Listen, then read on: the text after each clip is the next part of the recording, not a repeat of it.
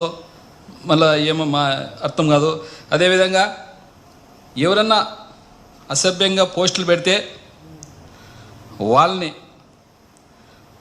చట్టాలు ఉన్నాయి, దాని చట్టాలు ఉన్నాయి. కానీ ఆ చట్ట ప్రకారం పోస్టులు పెడితే ఇప్పుడు మీ వాళ్ళు ఎంత అసభ్యంగా పెడుతున్నారు, దానికి మీ వాళ్ళు అయితే ఎంత అసభ్యంగా అంటే అంత అసభ్యంగా పోస్టులు పెడుతున్నారు, దానికి అడిగేవాడు లేరు.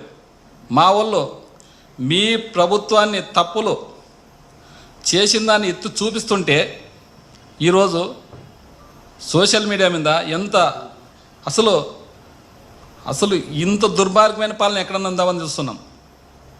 అదేవిధంగా ఈరోజు ఈ విషయంలో మాత్రం పోలీసులు మాత్రం చాలా అంటే వాళ్ళ పెద్దలను ఒప్పించేదానికో ఎందుకో కానీ చాలా అతి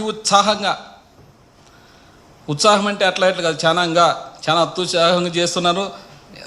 గత 5 రోజుల కింద కడప జిల్లాలోన ఎవరో మన వర్రి రవీంద్రారెడ్డి దాదాపు 5వ తారీఖు అరెస్ట్ చేసినారు.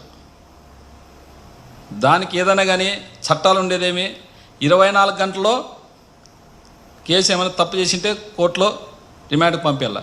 అలా కాకుండా ఆయన్ని హింసించి 6 రోజుల నుంచి హింసించి దుర్మార్గమైన మన ఎక్కడన్నా వాళ్ళని పోస్టులు ఎట్లా పెడుతున్నారంటే మాస్కులు కట్టి ఎవరన్నా హత్యలు చేసింటారు, దొంగతనాలు చేసింటారు చూడి, అలా విధంగా ఈరోజు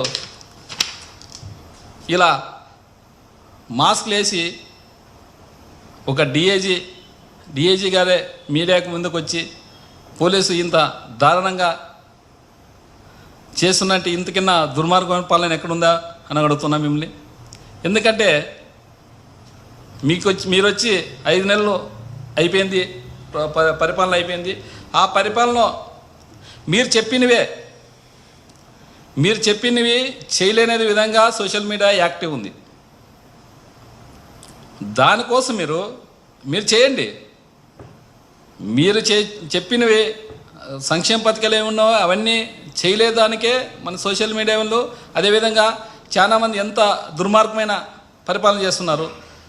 ఆ మహిళలకైతే రక్షణ లేకుండా చేస్తున్నారు. అవి సోషల్ మీడియాలో చేస్తే దాని మీద సోషల్ మీడియానే కదా ఉండేది, యాక్టివ్ ఉండేది అనే విధంగా ఈరోజు ఇంత దుర్మార్గమైన పరిపాలన చేస్తున్నారు. మేము ఒకటే అడుగుతున్నాం పోలీసు వారిని, ఎప్పుడు అధికారం ఎల్లప్పుడూ ఒకరికే ఉండదు. మీరు మాత్రం 30 సంవత్సరాలు మీరు ఉంటారు. అధికారము 5 ఏళ్ళు ఉంటుంది, మళ్ళీ 5 ఏళ్ళు పోతుంది. 30 సంవత్సరాలు ఎవరుండేది మీరే. ఖచ్చితంగా ఇది మాత్రం గుర్తుపెట్టుకోవాలా.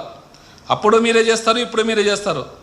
ఇంత అతి ఉత్సాహంగా చూపేది మాత్రం చాలా దుర్మార్గమైన చర్య అని చెప్తున్నాము.